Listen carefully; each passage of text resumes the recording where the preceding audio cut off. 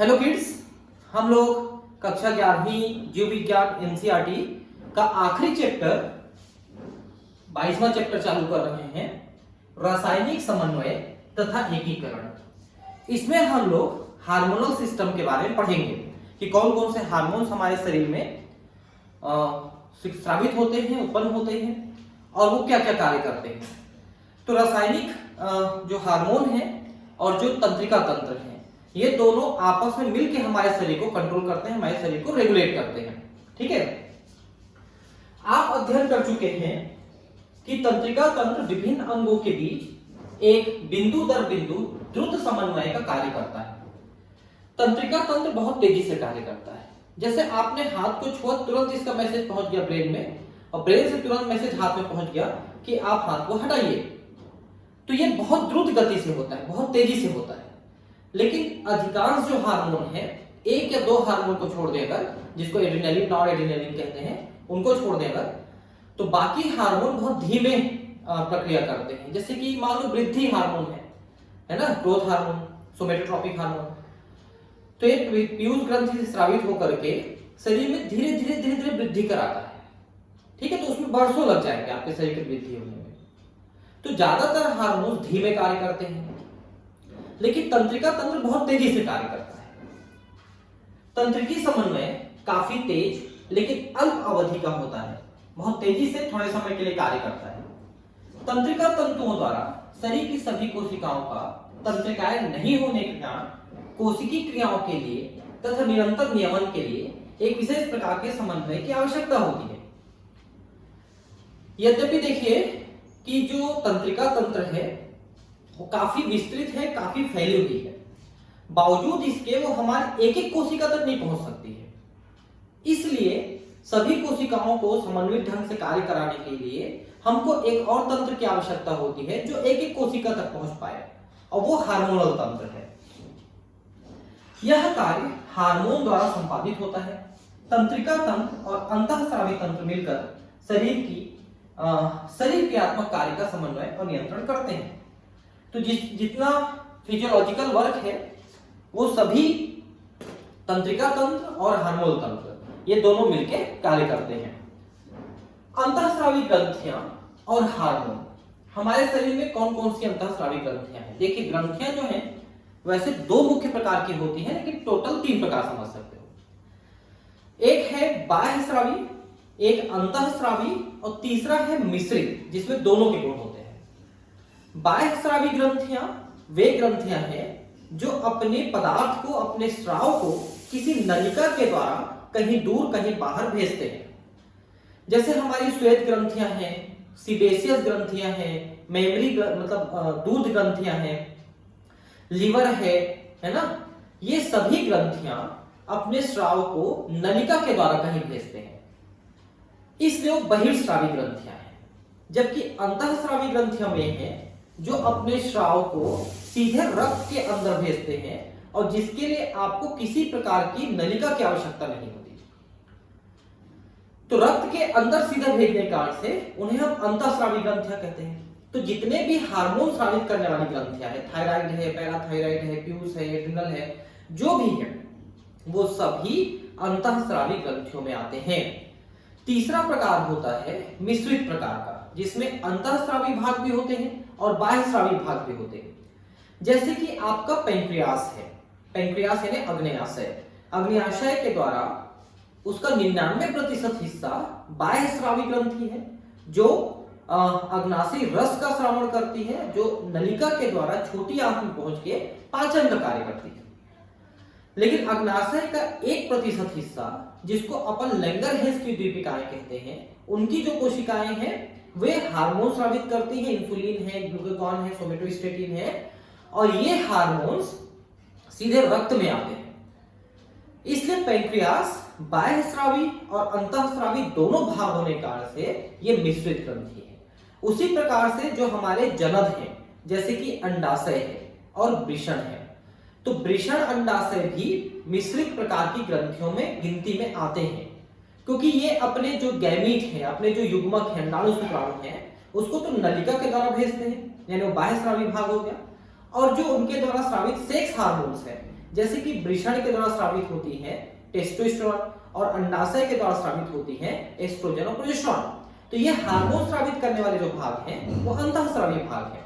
इसलिए हमारे जो वृषण है या अंडाशय है ये दोनों को जनन कहते हैं, क्योंकि ये जनन कोशिकाओं को, युग्मकों को यानी अंडाणु शुक्राणुओं को उत्पन्न करते हैं। तो ये भी मिश्रित प्रकार की ग्रंथियों में आते हैं। तो पैंक्रियास और जनन ये मिश्रित है। बाकी जो है अंतःस्रावी में सारे हार्मोन स्रावित करने वाले, और बाह्य स्रावी में आपकी लार ग्रंथि है, लिवर है, सीबेशियस ग्रंथि है, श्वेत ग्रंथि है, ये सभी जो है, और अश्रु ग्रंथि भी है, ये सभी बाह्य स्रावी ग्रंथियों में आते हैं। अंतःस्रावी ग्रंथियों में नलिकाएं नहीं होती हैं, अतः वे नलिका विहीन ग्रंथियां कहलाती हैं। इनके स्राव हार्मोन कहलाते हैं। हार्मोन की चीर सम्मत परिभाषा के अनुसार हार्मोन अंतःस्रावी ग्रंथियों द्वारा स्रावित रक्त में मुक्त किए जाने वाले रसायन हैं जो दूरस्थ लक्ष्य अंग तक पहुंच जाते हैं। हार्मोन की एक बड़ी विशेषता है कि हार्मोन जहां पर स्रावित होता है सामान्यतः वहीं पर काम नहीं करता है, वो रक्त के माध्यम से शरीर के दूसरे अंग में जाके कहीं कार्य करता है जिसको हम लक्ष्य अंग कहते हैं। ठीक है, तो वो रक्त में जब आती है तो पूरे शरीर में सारे हार्मोन घूम रहे हैं, लेकिन जिस अंग में जिस हार्मोन की आवश्यकता है उस अंग में वही हार्मोन कार्य करेगा। परंतु इस परिभाषा को अब रूपांतरित किया गया है, जिसके अनुसार हार्मोन सूक्ष्म मात्रा में उत्पन्न होने वाले अपोषक रसायन हैं जो अंतर कोशिकीय संदेश वाहक के रूप में कार्य करते हैं। इस देखिए बहुत थोड़ी मात्रा में उत्पन्न होते हैं, इसलिए ब्लड में, रक्त में हार्मोन की उपस्थिति की, उसकी मात्रा की कम ज्यादा होने की जो टेस्ट होती है वो उतनी आसान नहीं होती है। ठीक है, दूसरा कि ये अपोषक रसायन है, ये पोषण नहीं देते। जैसे हमारे विटामिन है, कार्बोहाइड्रेट है, वसा है, प्रोटीन है, ये पोषक तत्व है, ये पोषक तत्व नहीं है हार्मोन। जो अंतर कोशिकीय संदेश वहां, मतलब एक कोशिका से दूसरी कोशिका की तरफ भी संदेश ये ले जा रहे हैं, ठीक है, कार्य करते हैं। इस नई परिभाषा के अंतर्गत सुनियोजित अंतःस्रावी ग्रंथियों से स्रावित हार्मोन के अतिरिक्त कई नए अणु भी सम्मिलित हो जाते हैं। ठीक है, तो हार्मोन के अलावा उसमें कुछ और अणु जुड़ करके वो कार्य कराते हैं। जैसे हम एक चक्री एएमपी पढ़ेंगे, साइक्लिक एएमपी, ठीक है, उसके बारे में हम आखिरी में पढ़ेंगे। अकशेरुकियों में कम हार्मोन के साथ एक सरल अंतःस्रावी तंत्र होता है, जबकि कशेरुकियों में कई रसायन हार्मोन की तरह कार्य कर उनमें समन्वय स्थापित करते हैं। यहाँ मानव अंतःस्रावी तंत्र का वर्णन किया गया है। अकशेरुकी जितने भी प्राणी हैं उनमें भी हार्मोन बनते हैं, लेकिन वो सरल ग्रंथियों के द्वारा सरल प्रकार से बनाई जाती है। ये अलग बात है कि जब आप कीटों में, इंसेक्ट्स, कीट जैसे मच्छर, मक्खी और दुनिया भर के कीट पतंगे, इनमें आप अध्ययन करोगे ना तो इनके हार्मोन बहुत कॉम्प्लेक्स होते हैं। बावजूद इसके हमारे इतने कॉम्प्लेक्स इनके पास हार्मोन नहीं है। ठीक है, तो यहाँ पर हम लोग मानव हार्मोनल तंत्र के बारे में पढ़ने वाले हैं। तो देखिए मानव में कहां-कहां पर कौन-कौन से हार्मोन स्रावित होते हैं, कौन-कौन से अंग हैं, ये हम बात करेंगे। तो मैंने आपको हाइपोथैलेमस के बारे में बताया था, नर्वस सिस्टम में। मैंने क्या बताया था कि हाइपोथैलेमस हमारे अग्र मस्तिष्क का भाग है और इसमें से नीचे पिट्यूटरी ग्रंथि जुड़ी हुई है, पीयूष ग्रंथि। तो पीयूष ग्रंथि से जो हार्मोन स्रावित होते हैं दरअसल वो हाइपोथैलेमस में बनते हैं, और हाइपोथैलेमस से हाइपोफाइसिस में आते हैं। मतलब किसमें आते हैं? पीयूष ग्रंथि में आते हैं। एक पोर्टल सिस्टम, एक निवाहिका तंत्र के द्वारा आते हैं। इनके सब के बारे में बताया हम पिछले क्लासेस में, अगर नहीं पढ़े तो आप पढ़ लीजिएगा। ठीक है, कहने का मतलब ये है कि पीयूष ग्रंथि जो जो हार्मोन स्रावित करती है वो सारे हार्मोन असल में हाइपोथैलेमस बनाती है, और वहां से वो पीयूष ग्रंथि में आती है, फिर पीयूष ग्रंथि उनको स्रावित करती है। पीनियल ग्रंथि, इससे भी कुछ हार्मोन स्रावित होती है। जैसे एक हार्मोन होता है मेलेटोनिन। मेलेटोनिन क्या करता है? मेलेनिन के स्रावण को कम कर देता है, जो त्वचा में काला रंग उत्पन्न करता है, उसके स्रावण को कम करने वाला अंग है पीनियल। साथ में ये हमारे जो दैनिक दिनचर्या है, जिसको बायोलॉजिकल रिदम कहते हैं, जैविक चक्र कहते हैं, उसको भी ये नियंत्रित करता है। जैविक चक्र क्या होता है? हम कब सो रहे हैं, कब खा रहे हैं, कब पी रहे हैं, कब टॉयलेट जा रहे हैं, इन सब चीजों का टाइम फिक्स हो जाता है। उस समय वो चीजें होने लगती हैं अपने आप, उसको जैविक चक्र कहते हैं, उसको भी नियंत्रित करता है पीनियल बॉडी। थायराइड, पैराथायराइड, ये गले में होते हैं, इनको तो आप सब जानते हैं, ठीक है। यहाँ पर जो है छाती में ये होता है थाइमस, ठीक है, यहाँ पर लिखा नहीं है, पता नहीं क्यों ये प्रिंट मिस्टेक है इसमें, थाइमस, जो कि वास्तव में छोटे बच्चों में अधिक विकसित और बड़े होते होते तक खत्म हो जाता है, 14 साल की उम्र तक पूरा खत्म हो जाता है। अग्न्याशय, इसके बारे में भी हमने बात किया, इसमें जो लैंगरहेंस की द्वीपिकाएं हैं उसके द्वारा इंसुलिन, ग्लूकेगॉन और ये सब हार्मोन्स स्रावित किए जाते हैं। इसके बाद देखिए किडनी के ऊपर अधिवृक्क ग्रंथि, जिसको एड्रिनल ग्लैंड कहते हैं, ये होती है, जिससे एड्रिनलिन, नॉरएड्रिनलिन, मिनरलोकार्टिकॉइड, ग्लूकोकार्टिकॉइड, सेक्स हार्मोन्स, ये सब हार्मोन यहां से स्रावित होती है। उसके बाद देखिए कि मादा में 2 अंडाशय होते हैं, ठीक है, मादा में 2 अंडाशय होते हैं और नर में, पुरुष में 2 वृषण होते हैं, ठीक है। ये जो है मुख्यतः सेक्स हार्मोन्स, जैसे मादा में एस्ट्रोजन और प्रोजेस्टेरोन स्रावित करते हैं और नर में एंड्रोजन, जिसमें टेस्टोस्टेरोन मुख्य है, वो स्रावित होता है। तो बहुत सारे हार्मोन स्रावित करने वाले अंग आपके शरीर में हैं। इसके अलावा यहाँ पर एक चीज जो नहीं दिया है वो ये है कि आपकी जो आहार नाल है, आहार नाल में भी 10-12 प्रकार के हार्मोन स्रावित होते हैं, जिसमें से एक हार्मोन आपके अमाशय से स्रावित होता है, जिसको हम गैस्ट्रिन हार्मोन कहते हैं, गैस्ट्रिन, जो अमाशय के अमाशयी रस के श्रावण को बढ़ाता है। उसके बाद जब भोजन आगे जाता है ग्रहणी में, जिसको आप ड्यूोडेनम कहते हैं, छोटी आंत का पहला भाग है, तो उसकी दीवार से भी करीब 9-10 प्रकार के हार्मोन स्रावित होते हैं, जिसमें सिक्रेटिन है, कोलेसिस्टोकाइनिन, पेंटोजाइमिन है, एंटेरोगेस्ट्रॉन है, विलिकाइनिन है, हिपेटोक्राइनिन है, ठीक है। तो कई प्रकार के हार्मोन हमारे आहार नाल से भी स्रावित होती हैं, जिनको यहां पर नहीं दिया है, ठीक है। तो कोई बात नहीं है, मैं थोड़ा बहुत उसके बारे में बात जरूर करूंगा। अंतःस्रावी ग्रंथियां और शरीर के विभिन्न भागों में स्थित हार्मोन स्रावित करने वाले ऊतक कोशिकाएं मिलकर अंतःस्रावी तंत्र का निर्माण करते हैं, ठीक है। तो बहुत सारी ग्रंथियां हैं हमारे शरीर में, कुछ तो एक कोशी ग्रंथि भी पाई जाती है। जैसे आहार नाल में भी हम बात करें तो एक गॉबलेट कोशिकाएं पाई जाती हैं, गॉबलेट कोशिकाएं, ठीक है, जो एक कोशिकी है और म्यूकस श्लेष्म स्रावित करने वाली कोशिकाएं हैं।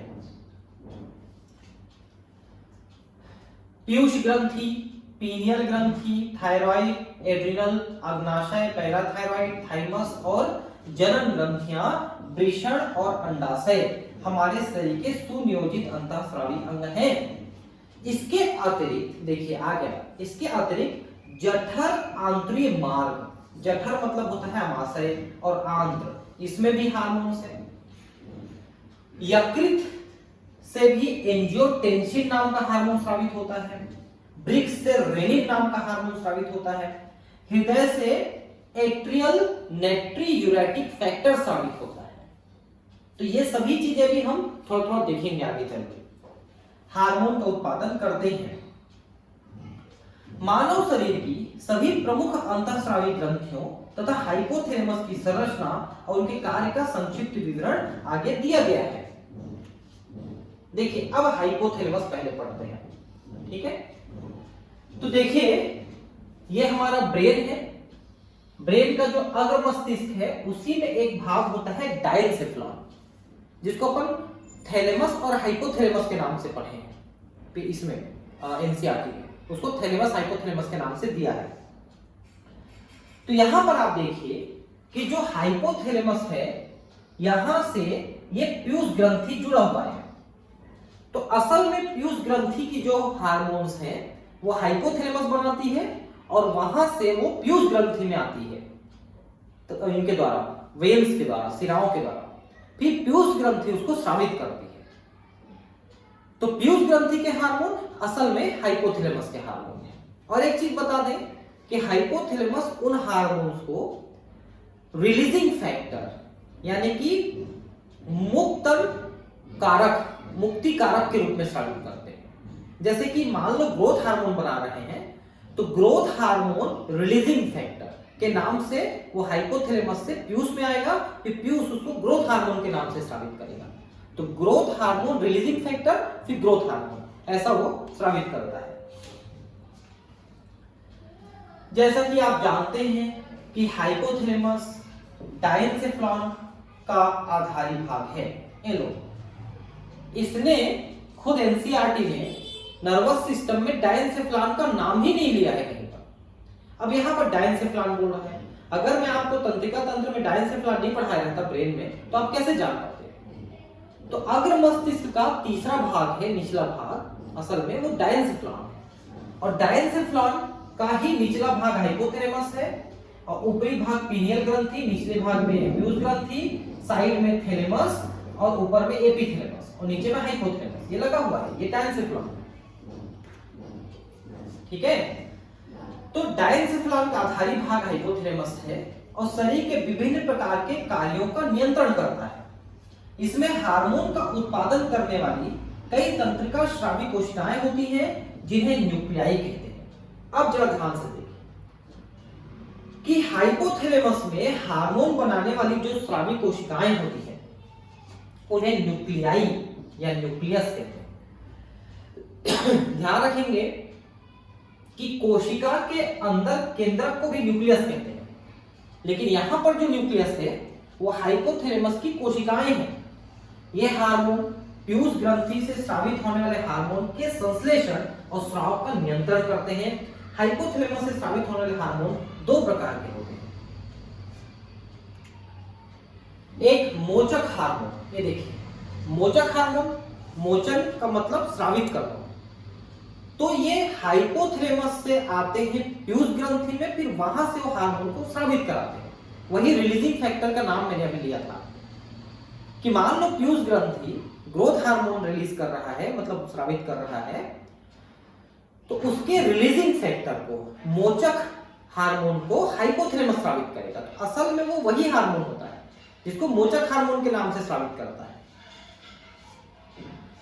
तो मोचक हार्मोन जो पीयूष ग्रंथि से हार्मोन के स्राव को प्रेरित करते हैं, और निरोधी हार्मोन जो पीयूष ग्रंथि से हार्मोन को रोकते हैं।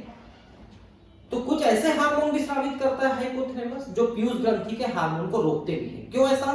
क्योंकि पीयूष ग्रंथि जितनी जरूरत है उतना ही हार्मोन स्रावित करे तो ठीक है, अगर ज्यादा हार्मोन स्रावित कर देगा तो भी उस व्यक्ति के लिए बहुत प्राणघातक हो सकता है। उदाहरण, हाइपोथैलेमस से निकलने वाला गोनेडोट्रोपिन मुक्तकारी हार्मोन के स्राव से पीयूष ग्रंथि में गोनेडोट्रोपिक हार्मोन के संश्लेषण एवं स्राव को प्रेरित करता है। ये देखिए, पहले आप समझिए कि गोनेडोट्रोपिन हार्मोन क्या है। पीयूष ग्रंथि कुछ हार्मोन स्रावित करता है, जैसे एफएसएच, एलएच, आईसीएसएच, इनके बारे में आगे बात करूंगा आपको। तो ये जो हार्मोन है एफएसएच, एलएच, आईसीएसएच, ये हार्मोन गोनेडोट्रोपिन हार्मोन कहलाते हैं, क्योंकि ये हमारे शरीर के गोनेड्स यानी जनक यानी वृषण अंडाशय को कार्य करने के लिए उत्प्रेरित करते हैं। आप ध्यान से समझिए कि गोनेड्स मतलब जनक और जनक मतलब अंडाशय और वृषण, इनको अपना कार्य करने के लिए उत्प्रेरित करने वाला हार्मोन गोनेडोट्रोपिन हार्मोन कहलाते हैं या गोनेडोट्रोपिक हार्मोन कहलाते हैं। और ये हार्मोन पिट्यूटरी ग्लैंड से स्रावित होंगे, लेकिन उनको स्रावित कराएगा हाइपोथैलेमस, और हाइपोथैलेमस से वो मुक्तकारी हार्मोन के रूप में स्रावित होगा। ठीक है, वही दूसरी ओर हाइपोथैलेमस से ही स्रावित सोमेटोस्टेटिन हार्मोन पीयूष ग्रंथि से वृद्धि हार्मोन के स्राव का निरोधक। पीयूष ग्रंथि से एक हार्मोन स्रावित होता है वृद्धि हार्मोन यानी ग्रोथ हार्मोन, सोमेटोट्रोपिक हार्मोन। यह हार्मोन शरीर की वृद्धि को बढ़ाता है, लेकिन अत्यधिक अगर स्रावित हो गया तो शरीर विशालकाय एकदम दानवाकार हो जाएगा, उसको रोकता है। तो हाइपोथैलेमस एक हार्मोन स्रावित करता है जिसको हम कहते हैं सोमेटोस्टेटिन, और वो पीयूष ग्रंथि से वृद्धि हार्मोन को रोकता है कि तुम ज्यादा स्रावित मत करो, क्योंकि अगर वो ज्यादा स्रावित हुआ तो फिर शरीर बेडौल हो जाएगा। ठीक है, ये हार्मोन हाइपोथैलेमस की तंत्रिका कोशिकाओं से प्रारंभ होकर तंत्रिकाक्ष होते हुए तंत्रिका सिरों पर मुक्त कर दिए जाते हैं। ये हार्मोन निवाहिका परिवहन तंत्र द्वारा पीयूष ग्रंथि तक पहुंचते हैं और अग्र पीयूष ग्रंथि कार्यों का नियमन करते हैं। तो हाइपोथैलेमस में बनते हैं तंत्रिका कोशिकाओं के द्वारा, और तंत्रिका कोशिकाएं उसके जो सिरे हैं, टिलोडेंड्रिया है, एक्सॉन है, वहां छोड़ देते हैं। फिर वहां से वो निवाहिका तंत्र, जिसके बारे में मैंने आपको कई जगह बताया है निवाहिका तंत्र क्या होता है। एक तो आपके परिवहन तंत्र में बताया था, और दूसरा आपको थोड़ा सा तंत्रिका तंत्र में बताया था। तो निवाहिका तंत्र एक्चुअली क्या होते हैं, एक अंग से निकल के दूसरे अंग में पहुंचने वाली सिराएं होती हैं। तो हाइपोथैलेमस से निकल के पीयूष ग्रंथि में पहुंचने वाली एक होती है हाइपोफाइसियल निवाहिका तंत्र। उसके द्वारा हार्मोन या कोई भी चीज जो स्रावित हो रहा है हाइपोथैलेमस में, वो रक्त के द्वारा पीयूष ग्रंथि में आते हैं। पश्च पीयूष ग्रंथि का तंत्रिकीय नियमन सीधे हाइपोथैलेमस के अधीन होता है। देखिए, पीयूष ग्रंथि के दो भाग होते हैं, अग्र भाग और पश्च भाग। अग्र भाग मुख्य भाग है, जिसको अपन एडिनोहाइपोफाइसिस भी कहते हैं, और वहां से ही ज्यादातर हार्मोन स्रावित होते हैं। तो वो हार्मोन हाइपोथैलेमस से मुक्तकारी हार्मोन या निरोधक हार्मोन के रूप में आते हैं निवाहिका तंत्र द्वारा, रक्त के द्वारा। लेकिन जो पश्च पीयूष ग्रंथि का भाग है, उससे दो हार्मोन स्रावित होते हैं।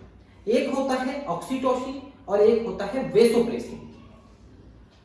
ये दो हार्मोन सीधे तंत्रिकाओं के द्वारा ही आ जाते हैं, उसके लिए रक्त के माध्यम से आने की जरूरत नहीं है। ठीक है, ये देखिए, इसको आपको देख के समझ में आएगा। ये हाइपोथैलेमस है और ये पीयूष ग्रंथि है। पीयूष ग्रंथि के दो भाग है, एक अग्र पीयूष है और एक पश्च पीयूष है। ठीक है, तो ये देखिए, हाइपोथैलेमस में जो रक्त जा रही है वो वहां से निकल के शिराओं के द्वारा ये आ गया पीयूष ग्रंथि में। इसे हम कहते हैं निवाहिका तंत्र। तो यहां से निकला हुआ शिरा दूसरे अंग में आ गया, यानी कि पीयूष ग्रंथि में आ गया। इसको अपन कहते हैं हाइपोफाइसियल निवाहिका तंत्र। इसके माध्यम से ज्यादातर जो हार्मोन्स हैं, आप यहां पर देखिए कि हाइपोथैलेमस इन सारे हार्मोन्स को तंत्रिकाओं के द्वारा बनाता है। तो तंत्रिकाएं अग्र पीयूष ग्रंथि के लिए जो हार्मोन बनाती हैं, वो पहले रक्त में, यानी पहले हाइपोथैलेमस में, फिर रक्त में, और फिर रक्त से यहां। लेकिन जो पश्च पीयूष ग्रंथि के लिए हार्मोन बनाता है, वो सीधे तंत्रिकाक्ष के द्वारा ही पश्च पीयूष में आ जाते हैं। इन दोनों को आप जरा ध्यान से देखिए, ये तंत्रिका पहले आपके यहां रक्त में ला रहा है, फिर ये आ रहा है, लेकिन ये तंत्रिका सीधे यहां लेके आ रहा है। ये अंतर है दोनों में। ठीक है, तो पश्च पीयूष में सीधे तंत्रिका से आते हैं, अग्र पीयूष में रक्त के माध्यम से आते हैं, लेकिन बनाते हैं सभी के सभी ये हाइपोथैलेमस में मोचक हार्मोन, निरोधक हार्मोन के नाम से, और ये फिर ये तंत्रिकाएं यहां या यहां डायरेक्ट स्रावित करती है इसको। पीयूष ग्रंथि एक सेला टर्सिका नाम के अस्थिल गुहा में स्थित होती है। ध्यान से समझिए, हमारी एक खोपड़ी है, ठीक है, इस खोपड़ी के अंदर है ब्रेन, और उसी में है पीयूष ग्रंथि। तो पीयूष ग्रंथि ऐसे लटकी हुई है और एक गड्ढे के अंदर रखी हुई है, ऐसे जैसे कि मान लो ये पीयूष ग्रंथि है और ऐसे गड्ढे में रखी हुई है। तो ये गड्ढा सेला टर्सिका कहलाता है। और कहां पर है ये गड्ढा? हमारे खोपड़ी के जो बोन्स हैं, जो अस्थियां हैं, उसमें एक अस्थि का नाम है स्फिनॉइड अस्थि, स्फिनॉइड बोन। इसका नाम मैंने बताया है कंकाल तंत्र। तो स्फिनॉइड बोन के अंदर एक छोटा सा गड्ढा है, उसमें पीयूष ग्रंथि से रखा हुआ है। उसी गड्ढे को हम सेला टर्सिका कहते हैं। ठीक है, और एक वृत्त द्वारा हाइपोथैलेमस से जुड़ी हुई है। इस वृत्त को, जिसके द्वारा ये जुड़ी हुई है हाइपोथैलेमस से, इस वृत्त को इनफंडीबुलम कहते हैं। इनफंडीबुलम इसको कहते हैं। ठीक है, आंतरिकी के अनुसार पीयूष ग्रंथि एडिनोहाइपोफाइसिस और न्यूरोहाइपोफाइसिस नामक दो भाग में विभाजित होता है। तो अभी मैंने आपको बताया था कि ये अग्र पीयूष है, इसको हम कहते हैं एडिनोहाइपोफाइसिस, और ये पश्च पीयूष है, इसको हम कहते हैं न्यूरोहाइपोफाइसिस। एडिनोहाइपोफाइसिस दो भागों का बना होता है। पार्स डिस्टेलिस और पार्स इंटरमीडिया। अब ध्यान दीजिए, असल में पीयूष ग्रंथि के 3 भाग होते हैं, एक अग्र भाग, एक पश्च भाग और एक मध्य भाग होता है। इनको अपन देखिए, पार्स डिस्टेलिस और पार्स इंटरमीडिया, इसमें जो इंटरमीडिया है ना, दरअसल वो मध्य लोब है, मध्य भाग है। लेकिन हम में, स्तनियों में, मानव में, ये जो मध्य भाग है वो अग्र भाग में समाहित हो गया है, इसलिए वो अलग से नहीं दिख रहा है। इसलिए हम सिर्फ 2 भाग पढ़ रहे हैं, अग्र भाग और पश्च भाग। क्यों? क्योंकि मध्य भाग अग्र भाग में समाहित हो गया है। इसलिए अब अग्र भाग को 2 भाग में पढ़ रहे हैं, एक पार्स डिस्टेलिस और एक पार्स इंटरमीडिया, जो दोनों मिलके एडिनोहाइपोफाइसिस यानी अग्र पीयूष कहला रहे हैं। और पश्च पीयूष यहां पर है, जो न्यूरोहाइपोफाइसिस के नाम से जाना है। ठीक है, तो ऐसा है कि अग्र पीयूष यानी एडिनोहाइपोफाइसिस, इसमें पार्स डिस्टेलिस और पार्स इंटरमीडिया है। और पार्स डिस्टेलिस को ही ज्यादातर अग्र पीयूष ग्रंथि कहते हैं, क्योंकि पार्स इंटरमीडिया मध्य लोब कहलाता था, लेकिन हम लोगों में वो अग्र में समाहित हो गया है। और अग्र पीयूष से वृद्धि हार्मोन, जिसको सोमेटोट्रॉपिक हार्मोन कहते हैं, जो हमारे शरीर की वृद्धि कराता है। ध्यान रखें, वृद्धि हार्मोन शरीर की धीरे धीरे वृद्धि करा रही है, लेकिन पूर्ण वृद्धि होने के बाद यानी वयस्क अवस्था में आने के बाद भी ये थोड़ी बहुत स्रावित होते रहती है, क्योंकि ये हमारे शरीर के उपापचय क्रियाओं को भी नियंत्रित करती है, न सिर्फ वृद्धि कराती है बल्कि उपापचयी क्रियाओं को भी नियंत्रित करती है। इसीलिए अगर बचपन में इसका कम श्रावण हो जाता है तो बच्चा बौना रह जाता है, जिसको मिडगेट कहते हैं। और ज्यादा श्रावित हो जाता है बचपन में तो बच्चा बहुत भीमकाय शरीर का हो जाता है। जैसे हमारे द ग्रेट खली है, द ग्रेट खली, उनको कहा जाता है कि उनका यही जो वृद्धि हार्मोन है वो ज्यादा श्रावित हुआ है, और अगर कम श्रावित हुआ तो बौना रह जाएगा। लेकिन बड़े होने के बाद अगर वो नॉर्मल से ज्यादा होने लग जाए तो फिर शरीर की वृद्धि नहीं हो सकती, तो फूले टाइप का हो जाएगा, ऐसे गोरिल्ला जैसा हो जाएगा। उसे हम कहते हैं एक्रोमेगेली, इसमें एकदम भद्दा हो जाता है शरीर, एक्रोमेगेली। तो उनको एक्रोमेगेली भी है, बचपन से ज्यादा श्रावित हुआ और बाद में भी ज्यादा श्रावित हुआ, इसलिए उनका चेहरा आप देखना थोड़ा सा बदल गया नॉर्मल चेहरे से, ऐसे निकले कई चीजें हड्डी वड्डी, तो उसे एक्रोमेगेली कहते हैं, गोरिल्ला लाइक अपीयरेंस। ठीक है, तो ये पहला हार्मोन है जो स्रावित होता है अग्र पीयूष। दूसरा है प्रोलैक्टिन, जिसको अपन मैमोट्रॉपिक भी कहते हैं। ये क्या चीज होता है? बच्चे के जन्म के बाद माता के स्तन ग्रंथियों से दुग्ध स्रावित कराने में मदद करता है प्रोलैक्टिन या मैमोट्रॉपिक, और स्तन ग्रंथियों के आकार को भी थोड़ा बढ़ाता है। इसलिए जैसे जैसे कोई महिला 1, 2, 3, 4 बच्चे पैदा कर लेती है तो उतने तक उसकी स्तन ग्रंथियों में काफी विकास हो जाता है। ठीक है, हालांकि देखिए एक चीज आप ध्यान रखिए कि दुग्ध श्रावण की जो मात्रा है वो एकदम सीधे सीधे स्तन ग्रंथियों के आकार से संबंधित नहीं है, ये हार्मोन से संबंधित है। जिसके शरीर में प्रोलैक्टिन हार्मोन ज्यादा स्रावित होगा उसकी स्तन ग्रंथियों में ऑटोमेटिक दूध ज्यादा बनेगा, और जिसके में नहीं होगा तो स्तन ग्रंथि कितने भी बड़े आकार के हो उनमें दूध नहीं बनेगा। इसलिए कई ऐसी महिलाएं होती हैं जिनके स्तन ग्रंथि तो काफी बड़े आकार की होती है लेकिन उसमें दुग्ध उतनी पर्याप्त मात्रा में नहीं बनती, जबकि कई ऐसी महिलाएं हैं जिनके स्तन ग्रंथि नॉर्मल या छोटे आकार की होती है, उसके बावजूद वो अपने बच्चे के लिए पर्याप्त दूध बना लेती है। तो ये बच्चे की किस्मत पे भी निर्भर करता है कि उसकी माता के स्तन ग्रंथि में कितना दुग्ध श्रावण हो रहा है। इसके लिए कई दवाइयां वगैरह दी जाती हैं डॉक्टर्स के द्वारा और जड़ी बूटियां भी दी जाती हैं, लेकिन ये ज्यादा इसमें वृद्धि नहीं हो पाती है दुग्ध श्रावण जैसा कि नेचुरली रूप से होना चाहिए। और कई महिलाओं में तो इतना दुग्ध श्रावण होता है कि बच्चा एक स्तन से पी रहा है तो दूसरे स्तन से अपने आप बहने लगता है दूध, उसको कटोरी में ऐसे कलेक्ट करना पड़ता है, कई बार ऐसा हो जाता है। ठीक है, और कई बार बच्चा जो है जब दूध खींचता है उसी को ज्यादा दूध रहता है तो इतना ज्यादा दूध आने लगता है मुंह में उसके कि निगल नहीं पाता, अटक जाता है, कई बार ऐसा हो जाता है। तो वो बच्चे की अच्छी किस्मत है, अगर ज्यादा दूध आ रहा है तो फिर उसको किसी चीज की जरूरत नहीं है और एकदम हिष्ट पुष्ट मजबूत और तेज दिमाग वाला बनेगा। जिस बच्चे को माँ का दूध बहुत अच्छे से मिलता है उस बच्चे की ग्रोथ इम्यूनिटी तो अच्छी होती ही है, दिमाग उसका बहुत तेज होता है। और जो बच्चे बाहरी दूध से, लैक्टोजन से, ये सब से पलते हैं उनका दिमाग भी उतना तेज नहीं होता। ये मेरा पर्सनल अनुभव है, ठीक है। उसके बाद थायराइड प्रेरक हार्मोन TSH, जिसको TTH भी कहते हैं, ये क्या चीज होता है? तो ये पीयूष ग्रंथि के अग्रपाली से स्रावित होती है और थायराइड ग्रंथि में जाकर के थायरॉक्सिन हार्मोन के स्रावण को बढ़ाती है।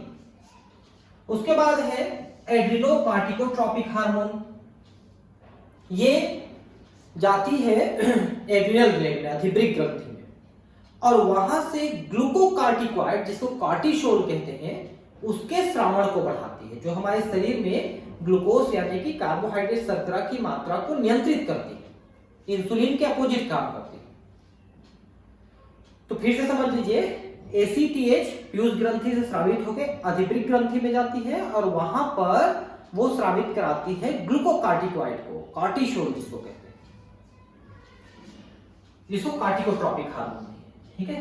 ल्यूटिनाइजिंग हार्मोन और FSH hormone, follicle stimulating hormone. देखिए, पुटिका प्रेरक हार्मोन FSH यानी कि फॉलिकल स्टिमुलेटिंग हार्मोन, और ये LH, ये दोनों हार्मोन विशेषकर महिलाओं में अंडाणु के निर्माण और उसके अंडोत्सर्ग को प्रेरित करते हैं, और यही ICSH के नाम से पुरुषों में स्रावित होता है LH, और वहां पर शुक्राणु के निर्माण को प्रेरित करता है। लेकिन FSH LH मुख्यतः महिलाओं में अंडाणु के निर्माण और अंडोत्सर्ग को प्रेरित करता है।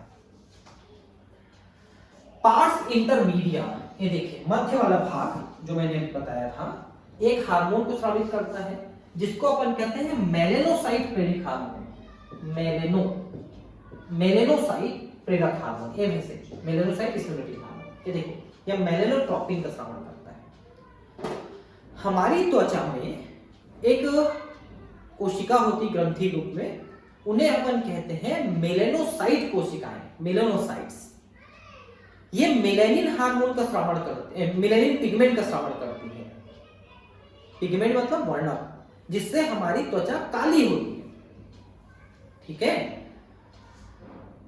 तो इनको मेलानिन वर्णक को स्रावित करने के लिए प्रेरित करता है मेलेनोसाइट स्टिमुलेटिंग हार्मोन, ये प्रेरक हार्मोन, जिससे त्वचा काली होती है। तो क्यों प्रेरित करेगा? अगर आप ज्यादा धूप में हैं, तेज धूप में हैं, तो प्रेरित करेगा, क्योंकि अगर ज्यादा तेज धूप आपकी त्वचा में पड़ेगा तो त्वचा की कोशिकाएं डैमेज हो जाएंगी, कैंसर होने का खतरा हो जाएगा, इसलिए, ठीक है। यद्यपि मानव में पार्स इंटरमीडिया मध्य पिंड पार्स डिस्टेलिस दुरस्थ पिंड में लगभग जुड़ा होता है। तो मैंने पहले ही बताया है कि अग्रपिंड, मध्य पिंड और पश्च पिंड आप अलग अलग पढ़ोगे। तो मध्य पिंड मानव में अग्रपिंड में समाहित हो गया है, पार्स डिस्टेलिस में समाहित हो गया है, पार्स इंटरमीडिया। और हम लोगों में MSH जो है ये ज्यादा स्रावित भी नहीं होता है। हमारी त्वचा का रंग जो है वो जीन्स के माध्यम से और सीधे सनलाइट से कंट्रोल होती है।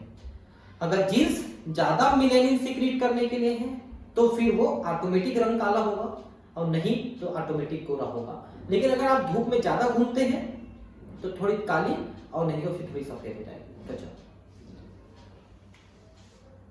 न्यूरोहाइपोफाइसिस यानी कि पश्च पिंड, पश्च पीयूष ग्रंथि हाइपोथैलेमस द्वारा उत्पादित किए जाने वाले हार्मोन ऑक्सीटोसिन और वेसोप्रेसिन का संग्रहण और श्रावण करती है। ऑक्सीटोसिन क्या करता है? ऑक्सीटोसिन बच्चे का जन्म कराता है। देखिए, जब बच्चा गर्भाशय में वृद्धि करता है तो गर्भाशय ऐसे फैलते जाती है, उसमें पेशियां होती है जो फैलते जाती है, और जब बच्चे का जन्म कराना रहता है तो इन्हीं पेशियों को संकुचित करके बच्चे को बाहर की ओर धक्का दी जाती है। तो बस वही काम ऑक्सीटोसिन कराता है, पेशियों को संकुचित करा के गर्भाशय के बच्चे को धक्का देके बाहर निकालता है, जिससे वो योनि के रास्ते से, वेजाइना के रास्ते से बाहर आता है, ठीक है। और दूसरा, बच्चे के जन्म के बाद वो स्तन ग्रंथियों से दुग्ध स्रावण में भी मदद करता है। एक तो काम करता है प्रोलैक्टिन, आपने पीछे देखा, वो दुग्ध स्रावण कराता है, और दूसरा ये ऑक्सीटोसिन भी दुग्ध स्रावण में मदद करता है। इसीलिए आजकल क्या करते हैं, जो डेयरी संचालक हैं, जो दूध बेचते हैं, वो लोग क्या करते हैं, ऑक्सीटोसिन का इंजेक्शन खरीद के लाते हैं। मुश्किल से ₹1 ₹1.5 का एक इंजेक्शन आता है और उसको लगा देते हैं गाय को 1 घंटा पहले। और जैसे ही ऑक्सीटोसिन लगता है, वैसे गाय का दूध जो 1 लीटर, 2 लीटर, 5 लीटर दे रही है, वो लगभग डबल हो जाएगी। ठीक है, लेकिन अगर उस दौरान वो प्रेग्नेंट है, गर्भ धारण कर चुकी है, तो फिर उसको नहीं देते, क्योंकि अगर ऑक्सीटोसिन आपने दिया तो ऑक्सीटोसिन गर्भाशय को दबा देगा, जैसे मैंने कहा, और उसका एबॉर्शन, मिसकैरेज हो जाएगा। इसीलिए जब कोई मानव महिला प्रेग्नेंट होती है तो डॉक्टर उससे पूछता है कि तुम्हारे यहाँ दूध घर का होता है या बाहर से खरीदते हो, तो बोलती बाहर से खरीदते हैं ज्यादातर, है ना। तो फिर बोलते हैं नहीं, वो दूध को मत पीना, क्योंकि उस दूध में उस ऑक्सीटोसिन का असर रहता है। अगर उसको ज्यादा पी ली तो उसका एबॉर्शन हो सकता है, मिसकैरेज हो सकता है। इतना तक प्रभावशाली। और वेसोप्रेसिन का कार्य मैंने उत्सर्जन तंत्र में आपको बताया है कि किडनी में जो नेफ्रॉन है, उसमें जो दूरस्थ कुंडलित नलिका थी, डीसीटी, उसमें वेसोप्रेसिन कार्य करता है। और जो नेफ्रिक फिल्ट्रेट आ रहा है, उसमें से अधिक जल को अवशोषित करके रक्त में लेके जाता है, जिससे मूत्र में जल की कमी हो जाती है, मूत्र ज्यादा गाढ़ा हो जाता है गर्मी के दिनों में, या पानी कम पिए है तब। ठीक है, ये हार्मोन वास्तव में हाइपोथैलेमस द्वारा ही संश्लेषित होती है और तंत्रिकाक्ष से होते हुए पार्श्व पीयूष ग्रंथि में पहुंचा दिए जाते हैं। तो ये मैंने आपको बताया कि देखिए, तंत्रिकाक्ष के द्वारा ही, तंत्रिका कोशिका का जो अक्ष है, वो सीधे सीधे इस हार्मोन को पार्श्व पीयूष ग्रंथि में लाता है, फिर उसको स्रावित कर देता है। वृद्धिकारी हार्मोन के अतिस्राव से शरीर की असामान्य वृद्धि होती है, जिसे जाइजेंटिज्म या अतिकायता कहते हैं। मैंने कहा ना कि बचपन में अगर वृद्धि हार्मोन ज्यादा स्रावित हो जाता है तो फिर उसका शरीर दानवाकार हो जाता है, जाइजेंटिज्म। जायंट का मतलब दानव। और इसके अल्प स्राव से वृद्धि अवरुद्ध हो जाती है, जिसे पिट्यूटरी ड्वार्फिज्म, बौनापन या वामनता कहते हैं। इसको मिडकेट भी कहते हैं। वामनता या बौनापन 2 कारणों से हो सकता है, पीयूष ग्रंथि के कम स्रावण से बचपन में, और थायरॉक्सिन हार्मोन के कम स्रावण में बचपन से। लेकिन पीयूष ग्रंथि के कम स्रावण से अगर वो बौना है, जिसको मिडकेट कहते हैं, तो वो लैंगिक रूप से सक्षम होता है, मतलब वो प्रजनन कार्य कर सकता है। लेकिन अगर थायरॉक्सिन हार्मोन की कमी से बौना रहा, जिसको क्रिटीन कहते हैं, तो फिर वो सक्षम नहीं रहेगा प्रजनन कार्य करने में, और वो बंद हो जाता है। तो 2 प्रकार के बौने हो सकते हैं। वयस्कों में विशेष रूप से मध्य आयु वर्ग के लोगों में वृद्धिकारी हार्मोन के अतिस्राव से अत्यधिक विकृति विशेषकर चेहरे की हो जाती है, जिसे अतिकायता या एक्रोमेगेली कहते हैं। गोरिल्ला जैसा अपीयरेंस, एक्रोमेगेली। बड़े होने के बाद ज्यादा स्रावित होता है। तो अभी मैंने कुछ देर पहले बताया है सब चीज। इससे गंभीर जटिलताएं उत्पन्न हो सकती हैं, तथा यदि नियंत्रित न किया गया तो समय से पूर्व मृत्यु भी हो सकती है। जो दुनिया का सबसे लंबा व्यक्ति है, मुझे नाम तो ध्यान नहीं है, जिसकी हाइट 8 फुट के आसपास है, वो व्यक्ति भी इसी से पीड़ित है, और उसके पीयूष ग्रंथि में ट्यूमर है बताते हैं, जिसके कारण से अत्यधिक स्राव कर रहा है और इतना लंबा हो गया कि झुक गया है ऐसे। और वो ज्यादा उम्र का नहीं है, 50 के अंदर ही अंदर का है, उसके बाद भी वो मौत की तरफ जा रहा है धीरे धीरे। जीवन के प्रारंभिक काल में रोग की पहचान बहुत कठिन है, तथा अधिकतर मामलों में अनेक वर्षों तक रोग का पता ही नहीं चलता है, जब तक कि बाह्य अभिलक्षण दिखाई नहीं देने लगते हैं। तो द ग्रेट खन के साथ ऐसा ही हुआ, ऐसा बताया गया है सोशल मीडिया में। मेरे पास कोई सबूत नहीं है कि बचपन से उनमें हार्मोन ज्यादा स्रावित हुआ तो अपने उम्र के बच्चों से कई गुना ज्यादा, मतलब कई फीट ज्यादा लंबा हो गया था। प्रोलैक्टिन हार्मोन स्तन ग्रंथियों की वृद्धि और उसमें दुग्ध निर्माण का नियंत्रण करता है, ये भी मैंने आपको बताया। थायराइड प्रेरक हार्मोन थायराइड ग्रंथियों का कार्य कर उनसे थायराइड हार्मोन के संश्लेषण और स्राव को प्रेरित करता है। एड्रिनोकार्टिकोट्रोपिक हार्मोन एड्रिनल वल्कुट, देखिए वल्कुट और मज्जा यानी कॉर्टेक्स और मेडुला आंतरिक अंगों के 2 भाग माने जाते हैं। किनारे किनारे का भाग जो है वो वल्कुट यानी कॉर्टेक्स, और बीच का केंद्रीय भाग वो मज्जा यानी मेडुला कहलाता है। तो एड्रिनल ग्रंथि का, जिब्रिक ग्रंथि का भी ऐसे ही है, किनारे किनारे का हिस्सा वल्कुट यानी कॉर्टेक्स और बीच का हिस्सा मेडुला यानी कि मज्जा कहलाता है।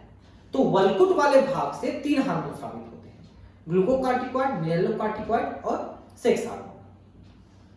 तो पीयूष ग्रंथि से स्रावित होने वाला एसीटीएच इसके वल्कुट में जाता है और उसमें से एक हार्मोन के स्रावण को उत्तेजित करता है, तीनों को नहीं, एक को, और कौन सा, ग्लूकोकार्टिकॉइड को।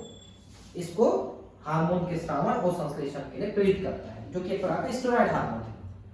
हमारे शरीर में जितने सेक्स हार्मोन हैं वो, और ग्लूकोकार्टिकॉइड और मिनरलोकार्टिकॉइड ये है स्टेरॉइड हार्मोन, और बाकी सभी या तो प्रोटीन के, अमीनो एसिड के या अमीनो ग्रुप के बने हुए हैं।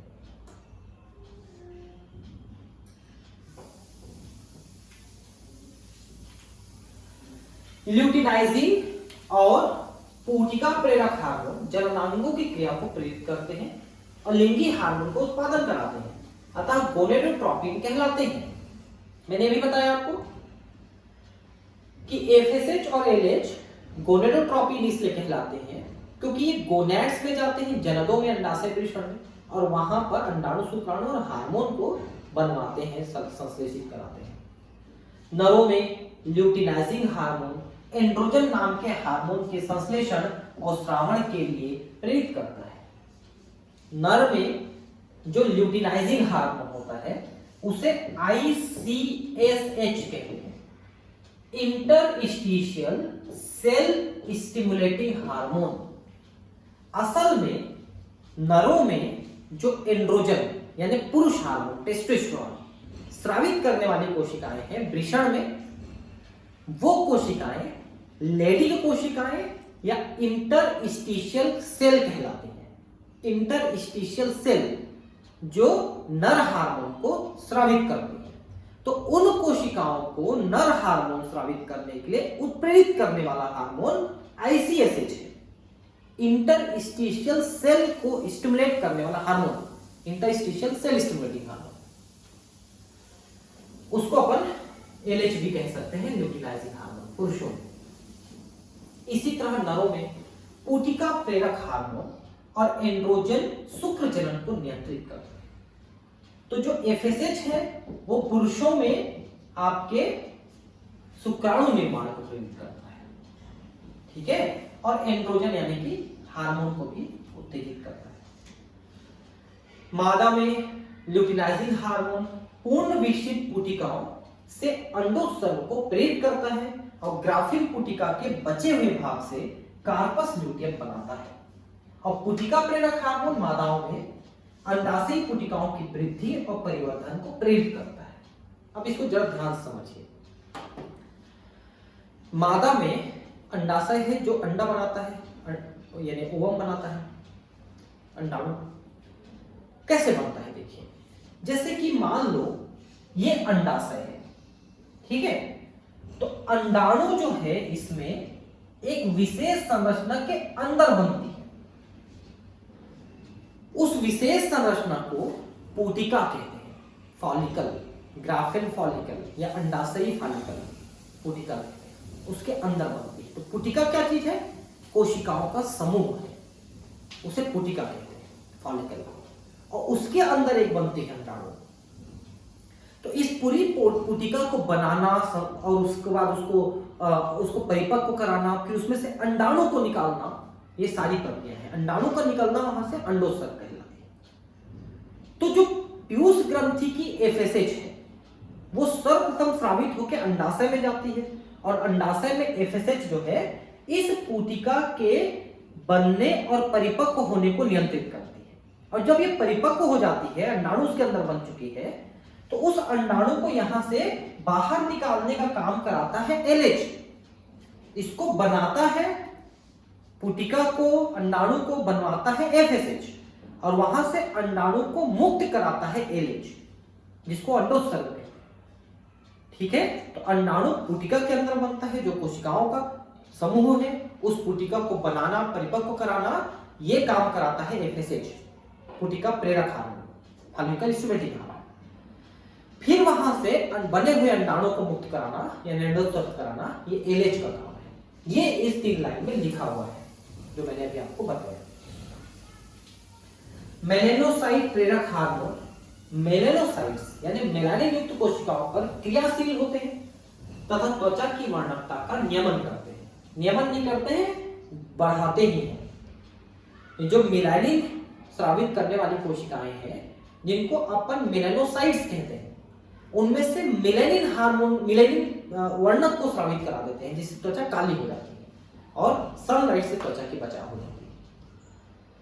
मतलब ये है कि अगर आप ये समझते हैं कि गोरा रंग आपके लिए ज्यादा अच्छा है, आप सुंदर दिखते हो, ऐसा समझते हैं, तो पहली बात तो समझिए कि आज तक धरती में जो सबसे सुंदर पुरुष पैदा हुए वो थे श्री कृष्ण जो कि सांवले कलर के थे, और राम वो भी सांवले कलर के थे। और स्त्रियों में जो सबसे सुंदर पैदा हुई थी उनमें एक नाम आता है द्रौपदी का। महाभारत 5 पांडव द्रौपदी, पता है वो एकदम काली महिला थी और इतनी खूबसूरत थी कि 5 भाई लड़ गए थे उसके लिए, झगड़ गए थे बात के। तो त्वचा का रंग सुंदरता का पर्याय नहीं है। सुंदरता तो सामने वाले की नजर में है, अगर वो चाहे तो आपको सुंदर समझ सकता है, तो नहीं। तो त्वचा का रंग गोरा रंग वैज्ञानिक तरीके से अच्छा नहीं माना जाता। क्यों? क्योंकि वो सनलाइट से, सूर्य की किरण से आपकी रक्षा नहीं कर सकता। जबकि अगर काली त्वचा है, सांवली त्वचा है, मेलानिन है उसमें, तो वो रक्षा कर सकता है। इसलिए सांवली त्वचा ज्यादा अच्छी होती है। और विदेशों में, अमेरिका में, जापान में, इधर ब्रिटेन में सांवली त्वचा को ज्यादा अच्छी और हेल्दी मानी जाती है। लेकिन भारत में तो गोरे रंग के ऊपर एकदम मरे जा रहे हैं, गोरी लड़की, गोरा लड़का। ऐसा थोड़ी है यार कि गोरे हो तो आप ज्यादा सुंदर हो, सांवले में भी सुंदरता होती है, देखने वाले के फर्क है बस। ऑक्सीटोसिन ऑक्सीटोसिन हमारे शरीर की चिकनी पेशियों पर कार्य करता है और उसके संकुचन को प्रेरित करता है। देखिए ऑक्सीटोसिन का मुख्य कार्य क्या होता है? ये लिखा है चिकनी पेशियां, मतलब कि अनैच्छिक पेशियों को संकुचित कराता है ना, जो हमारे जानकारी में नहीं है। लेकिन मुख्यतः क्या है, जब गर्भाशय में गर्भ विकसित हो जाता है तो उसको संकुचित करा के बच्चे को जन्म करना। मादाओं में प्रसव के समय गर्भाशय पेशियों के संकुचन और दुग्ध ग्रंथियों से दुग्ध के स्रावण को प्रेरित करता है। अभी मैंने इस पे काफी बात की थी आपसे कि गायों को भी लगा देते हैं। वेसोप्रेसिन मुख्यतः वृक्क की दूरस्थ समालित नलिका से जल एवं आयनों के पुनर्अवशोषण को प्रेरित करता है, जिससे मूत्र के साथ जल का हाश कम हो जाता है, डायलिसिस।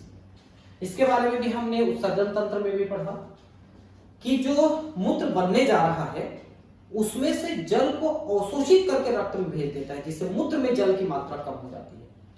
क्योंकि अगर मूत्र में जल ज्यादा जाता है तो हम उस अवस्था को डायूरेसिस कहते हैं, और ये एंटी डायूरेटिक हार्मोन है जो मूत्र की मात्रा को कम करता है, उसमें जल की मात्रा को कम करता है। अतः इसे प्रतिमूत्रण हार्मोन, मूत्रण को कम करता है, यानी एंटी डायूरेटिक हार्मोन एडीएच भी कहते हैं। एडीएच के संश्लेषण अथवा श्रावण को प्रभावित करने वाली विकृति के परिणाम स्वरूप वृक्क की जल संरक्षण की क्षमता में ह्रास होता है, फलस्वरूप जल का ह्रास एवं निर्जलीकरण हो जाता है। इस अवस्था को उदक में डायबिटीज इंसिपिडस कहते हैं। देखिए डायबिटीज 2 प्रकार के होते हैं, एक होता है डायबिटीज मेलिटस और एक होता है डायबिटीज इंसिपिडस। डायबिटीज मेलिटस जिसको अपन मधुमेह कहते हैं, शुगर की बीमारी, ये इंसुलिन की कमी से होता है, जिससे रक्त में शर्करा की मात्रा बढ़ जाती है, ठीक है, जिसको फिर यूरिन निकालता है, वो डायबिटीज मेलिटस है। लेकिन ये डायबिटीज इंसिपिडस है जिसको उदक में या मूत्र में भी कहते हैं।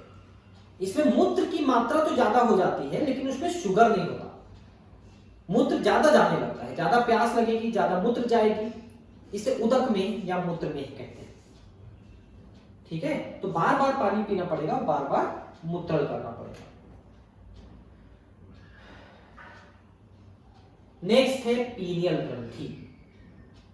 पीनियल ग्रंथि मैंने बताया कि अग्र मस्तिष्क में जो डायंसेफ्लॉन है इसके ऊपर ऐसे पीनियल ग्रंथि लगी हुई है।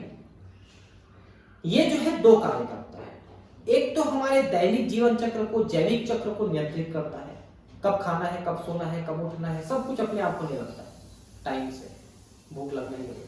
वो जैविक चक्र है, बायोलॉजिकल रिदम या सर्केडियन रिदम, उसको कंट्रोल करता है। दूसरा ये मेलाटोनिन हार्मोन स्रावित करता है जो त्वचा के रंग को गोरा करता है। वो एमएसएच से उल्टा ये काम करता है, मेलाटोनिन हार्मोन। पीनियल ग्रंथि अग्र मस्तिष्क के पृष्ठीय भाग में स्थित होती है। पीनियल ग्रंथि मेलाटोनिन हार्मोन स्रावित करती है। मेलाटोनिन हमारे शरीर की दैनिक लय 24 घंटे के नियमन का एक महत्वपूर्ण कार्य करता है। उदाहरण के लिए यह सोने, जागने, चक्र एवं शरीर के तापक्रम को नियंत्रित करता है। इसके अतिरिक्त यह उपापचय, वर्णकता, ये देखिए हमारे त्वचा की वर्णकता को कम करता है, उपापचय को नियंत्रित करता है, मासिक चक्र की प्रतिरक्षा क्षमता को भी प्रभावित करता है।